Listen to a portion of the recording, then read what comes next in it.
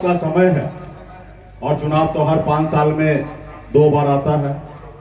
एक बार देश के प्रधानमंत्री बनाना है और एक बार राज्य का मुख्यमंत्री बनाने के लिए। लेकिन ये चुनाव बहुत खास है।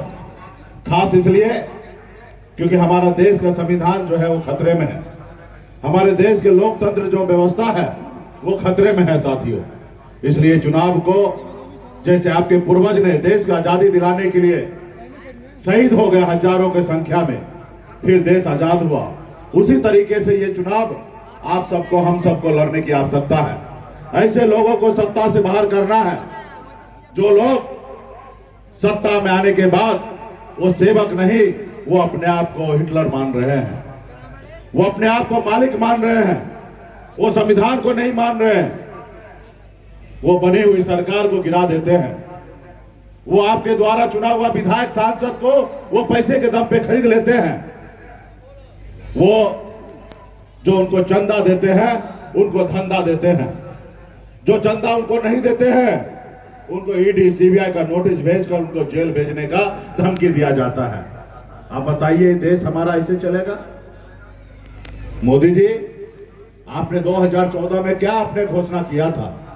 क्या अपने देश के युवा से वादा किया था कि हर साल युवा को 2 करोड़ नौकरी देंगे, हर लोगों को अच्छे दिन लाके देंगे? कहां गए आपकी नौकरी? कहां गए वो अच्छे दिन? आपने कहा किसान भाई को आमदनी को दुगुना करेंगे। आज हमारे देश का किसान भाई परेशान है। जब अपने अधिकार के लिए जब दिल्ली कूच करते हैं तो आप रोड पे कील गाड़ देते हैं ताकि हमारा किसान भाई ना आ सके। आपने गरीब जनता से आपने वादा किया कि हर किसी को पक्का मकान बना के देंगे। आपने कहा कि विदेश में काला धन है उसको लाएंगे और सबको 15-15 लाख रुपया दे देंगे। तो मोदी जी, मैं आपसे आग्रह करता हूं, 2014 में जो आपने भाषण दिया था वही भाषण फिर से दीजिए। लेकिन वो भाषण तो आप नहीं देंगे, अभी आके आप एक्टिंग करेंगे, रोएंगे, हिंदू मुसलमान मंदिर मस्जिद यही करेंगे। आप 10 साल में क्या विकास किए उसके बारे में कोई चर्चा नहीं होगा। आप बताइए। इसलिए साथियों, बाबा साहब भीमराव अंबेडकर ने हम नेता के लिए सिर्फ 5 साल का समय रखा, इसलिए कि नेता जो आपसे वादा करे अगर वो नेता पूरा ना करे तो जनता मालिक है और 5 साल में बदल देना चाहिए। लेकिन आपने तो उनको 5 साल नहीं 10 साल का समय दे दिया है। आप समीक्षा कीजिए कि उन्होंने 10 साल में क्या किए।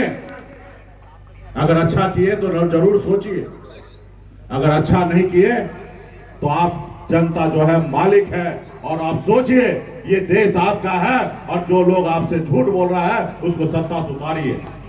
आप बताइए, देश के प्रधानमंत्री जो देश के माई बाप है वो हमारे देश के लोगों से झूठ बोल रहे हैं। इसलिए साथियों, आपको लड़ाई लड़ना पड़ेगा, एक एक गांव में जाना पड़ेगा, एक एक बूथ पर जाके खड़ा होना पड़ेगा। ये लड़ाई कोई एक व्यक्ति का नहीं है, ये लड़ाई जो है ये विचार की लड़ाई है, ये संपूर्ण भारत का आजादी की लड़ाई है। तो इसलिए साथियों, आप लोग हम लोग आपस में ना बटे, और जब हम लोग आपस में बटेंगे तो बहुत परेशानी होगा। तो इसलिए साथियों, आप सब हम सबको मिलकर लड़ाई लड़ने की आवश्यकता है। हमारे अभिभावक हैं, अनुभवी हैं, अवध बिहारी चौधरी जी, इनका चुनाव चिन्ह लालटेन है। आप लोग जानते हैं, मजबूती इसको जिताइए। जब ये दिल जीत के दिल्ली जाएंगे तो आदरणीय लालू प्रसाद यादव जी का हाथ मजबूत होगा, राहुल गांधी जी का हाथ मजबूत होगा, और जब हाथ मजबूत होगा तो हमारे पसंद के सरकार दिल्ली में बनेगा। और जब दिल्ली में सरकार बनेगा तो लालू जी का विचारधारा क्या है? गरीब नौजवान को नौकरी। इसलिए साथियों, रोजगार, जमीन पे बैठने वाले को कुर्सी पे बैठाना, ये हमारी विचारधारा है। हम लोग आपस में भाईचारा भर के एक दूसरे को गले लगकर एक साथ रहने का विचारधारा है, तो ये मजबूत होगा। अभी देखे मोदी जी मुजफ्फरपुर में आके एक्टिंग कर रहे थे, रो रहे थे। अभी तक तो हमारे भाई उनको रोड पे लाए, अभी वो रोने लगे हैं और वो मगरमच्छ वाला आंसू है सचमुच में कहा मोदी जी रोएंगे? वो शाहरुख खान सलमान खान से भी बड़ा एक्टर बन गए हैं मोदी जी। वो एक्टिंग कर रहे थे, स्वर्गीय पासवान जी को याद कर रहे थे। आप बताइए, स्वर्गीय पासवान जी का पार्टी किसने तोड़ा? उनके मूर्ति को किसने तोड़ा? उनके घर से, बंगला से उनके परिवार को किसने बाहर किया? उनके पार्टी को किसने तोड़ा? उनके परिवार को किसने तोड़ा? मोदी जी सब आपने किया था, और आज आप आंसू बहा रहे हैं। 2020 में कहां थे जब आप हनुमान बना के उनको बर्बाद करने के लिए रोड पे उतार दिए थे? तो ये मोदी जी हैं।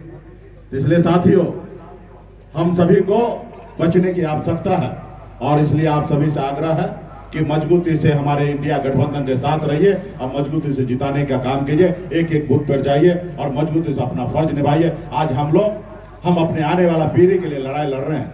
आज हजारों समस्या को झेल रहे हैं, तकलीफ को झेल रहे हैं, लेकिन हमें खुशी है कि हम ऐसे तानाशाह से लड़ाई लड़ रहे हैं जो अपने आप को हिटलर है। वो नहीं चाहता है कि गरीब का बेटा सर उठा के जिए, वो चाहता है कि गरीब का बेटा सर ऊंचा करे, उसको कुचल दो। इसलिए साथियों, हम लोग डरने वाले नहीं हैं। अब मजबूती से लड़ाई लड़ेंगे और ऐसे तानाशाह के खिलाफ में जो देश को बर्बाद करने में लगा हुआ है। बहुत बहुत धन्यवाद आप सभी को, और आगे कार्यक्रम है।